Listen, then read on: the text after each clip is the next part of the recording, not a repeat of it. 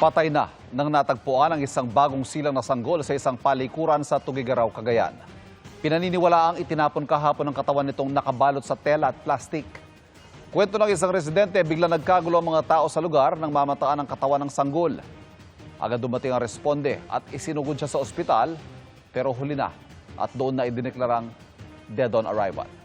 Hawak ng opisina ng City Social Welfare and Development ang labi ng sanggol. Wala pang opisyal na pahayag ang pulisya, pero patuloy ang kanilang pagtukoy sa pagkakakilanlan ng salarin.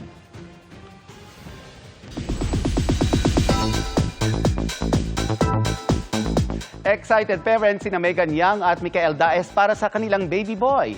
Documented nila ang pregnancy journey mula pa sa gender reveal. Kwento ni Megan, hindi niya naiintindihan ang paglilihi o cravings ng mga buntis noon kung di niya ito naranasan ngayon. Si Michael naman, marami raw siyang naririnig noon na pamahiin tulad na lang ng aantukin kapag kinain ang pagkain ng buntis. Pero kahit alam ito ni Popo, hindi niya napigilang makihati sa pagkain ni Megan. At ayan, nasampulan nga siya ng effect nito.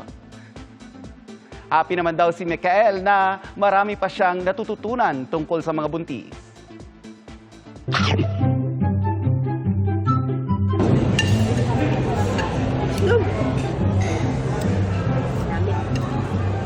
Super asin.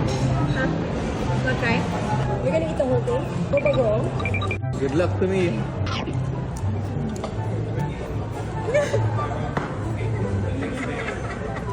Wala akong bagoong.